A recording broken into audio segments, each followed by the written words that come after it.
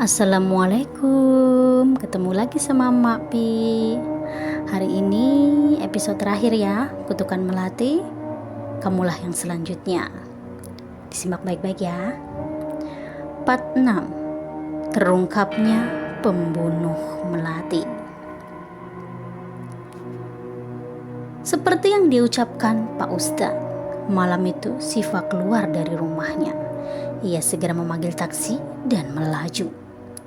"Gus, bangun, itu Siva sudah pergi," ujar Pak Ustadz meneriaki Agus yang tertidur pulas. Maaf Pak Ustadz, saya ketiduran," ujarnya seraya membenarkan duduk. "Ayo cepat Gus, sebelum kita kehilangan dia."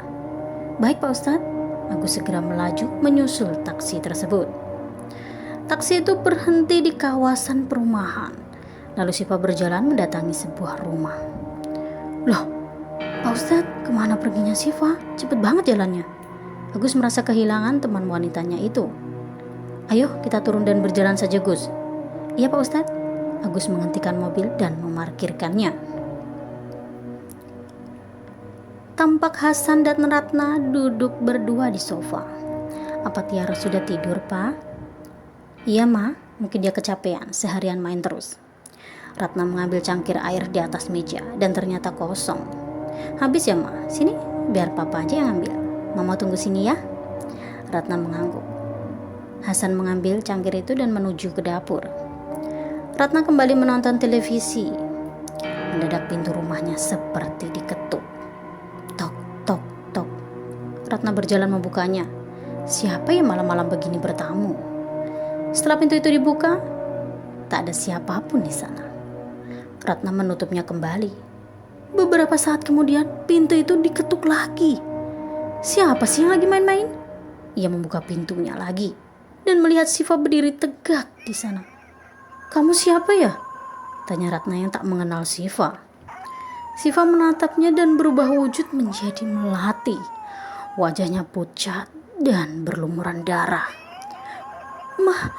Melati?" ucap Ratna cemas dan mengerutkan dahinya seraya berjalan mundur. Melati mendorong tubuh Ratna hingga tersungkur ke lantai. Wanita itu mengerang kesakitan. "Kamu masih mengingatku bukan?" Melati menjadi sangat marah. "Kamu sudah mati Melati, kenapa kamu bisa di sini?" Isak Ratna menahan pinggulnya yang sakit karena terjatuh ke lantai. Ki. "Kamu kira aku tidak akan bisa datang untuk membunuhmu?" Hasan yang mendengar teriakan istrinya segera melihat. Ia kaget mendapati seorang wanita berseragam sekolah berdiri di sana. "Ada apa ini, Ma?" ucapnya seraya membantu istrinya berdiri. Hasan menatap wanita itu. Ia terperanjat. "Melati, apa ini sungguh kamu?" "Lama tidak bertemu, Hasan," ucap Melati. "Kamu sudah meninggal, Melati. Kenapa kamu masih saja mengganggu keluargaku?" pungkas Hasan. "Aku kemari untuk membalas dendam pada orang yang telah membunuhku." "Apa maksud kamu? Bukan kamu yang menyebabkanmu meninggal," bantah Hasan. "Kamu tidak pernah tahu apapun, Hasan. Kamu pikir wanita yang bersamamu ini benar-benar baik?" teriak Melati menatap Ratna dengan penuh amarah. Ratna tak berucap sama sekali dan merasa cemas. Melati mencekik mereka berdua dan membuat mereka terbang ke langit-langit rumah. Mereka mengerang kesakitan. Saat itu juga Hasan mendapatkan penglihatan. Alur mundur. Hasan adalah guru di sekolah SMA tempat Melati bersekolah. Melati adalah salah satu cewek tercantik dan terpintar di sekolah tersebut. Layaknya pria biasa, Hasan pun terpikat oleh kecantikan Melati. Pria itu sering ke rumah Melati sekedar sharing pelajaran di sekolah. Tetapi hari itu, entah apa yang merasuki Hasan. Ia tak bisa menahan hasratnya untuk mencumbui dan Melati pun tak menolaknya. Akhirnya hari itu, mereka melakukan hubungan suami istri. Beberapa bulan berlalu, Melati pun hamil. Wanita itu bingung dan mengatakan pada Hasan untuk bertanggung jawab atas bayi yang dikandungnya. Hasan ikut bingung karena dia sudah mempunyai istri dan anak pada saat itu. Melati mengancam akan memberitahukan hubungan mereka pada istrinya jika tidak mau menikahinya. Maka Hasan pun membelikan rumah untuk Melati dari uang yang ia tabung selama ini. Berharap Melati masih bisa menunggu sikon yang tepat. Saat itu Ratna merasa suaminya berubah. Ia jarang pulang ke rumah dan jarang bermain dengan anaknya seperti biasanya. Dan selalu berkata ada urusan sekolah yang belum selesai. Suatu hari Ratna penasaran dan mengikuti suaminya. Wanita tersebut sangat terkejut melihat suaminya datang ke sebuah rumah. Dan dari dalam rumah keluarlah wanita yang cukup muda darinya. Wanita itu menyambutnya seraya mencium pipi lelaki yang sangat dicintainya tersebut. Hati Ratna sakit, perih bagai tersayat pisau. Ia pulang sembari menangis. Ia memeluk anak semata wayangnya dan membayangkan hal yang tidak-tidak. Karena kebencian di hati Ratna memuncak, ia gelap mata. Dan hari itu saat hujan begitu lebat, Ratna datang menemui Melati di sekolahnya. Ia tahu bahwa Melati salah satu dari murid suaminya, karena Ratna pernah melihat foto studi tour yang terpajang di dinding kamar kerja suaminya. Hari itu Melati pulang telat karena habis piket. Ia lalu merapikan buku-bukunya dan ingin segera pulang. "Sabar ya nak, kita akan bertemu papamu sebentar lagi," ujarnya seraya mengelus perut yang semakin hari semakin membuncit. Mendadak Ratna datang menghampirinya. "Kamu siapa?" tanya Melati yang tak mengenal wanita berkerudung itu. Ratna melihat name tag di dada wanita tersebut. "Nama kamu bagus, tapi hatimu busuk." Ratna segera menjambak rambut wanita yang sudah menghancurkan rumah tangganya tersebut. "Apa-apaan ini?" Melati kaget dan meronta kesakitan. Ratna mendorongnya ke bangku-bangku yang tertumpuk di pinggir tembok. "Oh," rintih Melati kesakitan. Dan ia melihat darah bercucuran dari selangkangan kakinya. Saat itu ia sedang mengandung anaknya Hasan dan mengalami keguguran. "Aku adalah istri sahnya Hasan. Berani-beraninya kamu merayunya," bentak Ratna. "Aku tidak merayunya. Kami memang saling mencintai," isaknya menahan sakit di perutnya. "Hah, cinta kamu bilang? Otak kamu di mana? Hasan itu sudah mempunyai istri dan anak. Kenapa kamu tidak mencintai orang lain yang masih lajang? Apa kamu pelacur?" bentak wanita yang tidak menyukai suaminya direbut oleh Melati. "Aku tahu Hasan sudah beristri, makanya aku bilang ingin menjadi istri keduanya. Aku pun tidak menyuruhnya menceraikanmu. Kita bisa hidup bersama, kan? Langkahi dulu mayatku jika kamu ingin menjadi istri keduanya. Aku tak akan pernah mengizinkannya," kecam Ratna. Melati berlari menghindari Ratna yang terbakar api cemburu. Ia meminta tolong. Namun tak ada yang mendengarnya karena saat itu hujan dan suara petir pun ikut menyambar. Melati pergi ke atap gedung sekolah dan Ratna masih saja mengejarnya. Melati berjalan mundur dan kakinya terpeleset hingga ia jatuh dari gedung.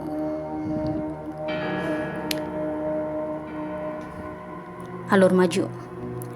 Melati melempar tubuh Hasan ke lantai. Hasan menangis histeris. "Ini gak mungkin. Istriku bukan wanita seperti itu. Dia gak mungkin membunuhmu, Melati," isaknya masih tak percaya bahwa wanita yang dicintainya selama ini adalah orang yang membunuh Melati. Ratna ikut menangis karena semua perbuatannya kini sudah terungkap. Dari arah pintu, Pak Ustadz dan Agus pun datang. "Astagfirullah, hentikan Syifa!" teriak Pak Ustadz membuat Melati menoleh. Melati yang masih berada di tubuh Syifa marah dan ganti menyerang Ustadz tersebut. Tapi ia membaca doa-doa dan membuat tubuh Syifa kepanasan. "Oh!" teriak Syifa yang tak kuat mendengar doa-doa yang dilontarkan oleh Pak Ustadz. Pak Ustadz memegang kepala Syifa dan membacakan beberapa doa. Kali ini ia mengalungkan tasbihnya ke leher Syifa juga. Tubuh wanita itu bergetar seperti ditarik sesuatu. Akhirnya arwah Melati keluar dari tubuh Syifa dan lenyap. Syifa langsung tak sadarkan diri. Mobil polisi datang untuk menangkap Ratna. Hasan tak menyangka wanita yang ia cintai selama ini tega melakukan hal seperti itu. Namun ia pun merasa bersalah karena semua masalah ini berawal dari dirinya.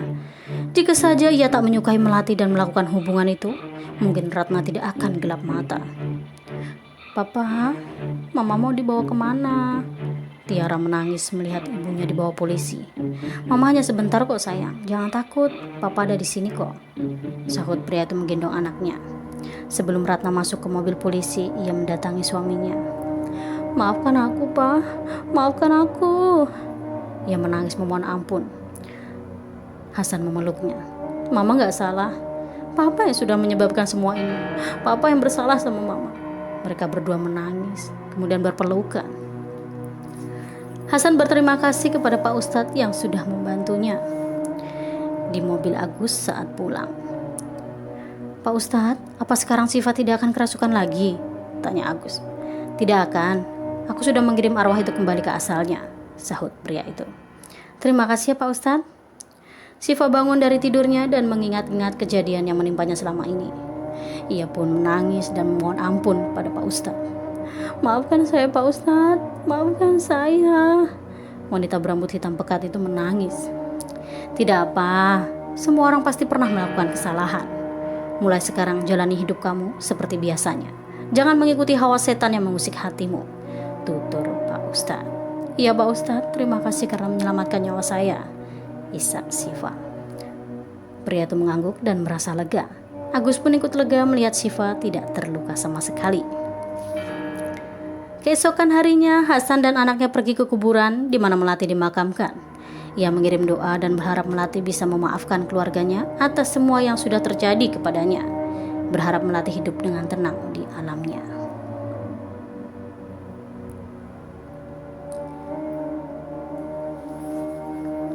Tamat ya. Seorang wanita berdiri di sebuah cermin. Ia mengeringkan rambutnya yang basah lalu berkata, "Melati, Melati, Melati, kamulah yang selanjutnya." Kemudian sesosok wanita yang mukanya hancur akan segera menerkam. "Berhati-hatilah para pembaca, kamulah yang selanjutnya." Kiki.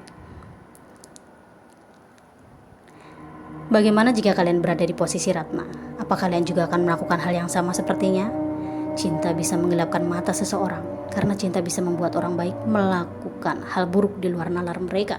Semoga cerita ini menjadi inspirasi kalian. Sebesar apapun masalah kalian, jangan sampai setan mempengaruhi kalian untuk melakukan sesuatu yang dapat merugikan dirimu sendiri dan juga orang-orang di sekitar kalian. Oke, selesai ya. Sampai ketemu lagi di cerita Emak Pi selanjutnya. Wassalamualaikum. Jangan lupa like, share, dan subscribe.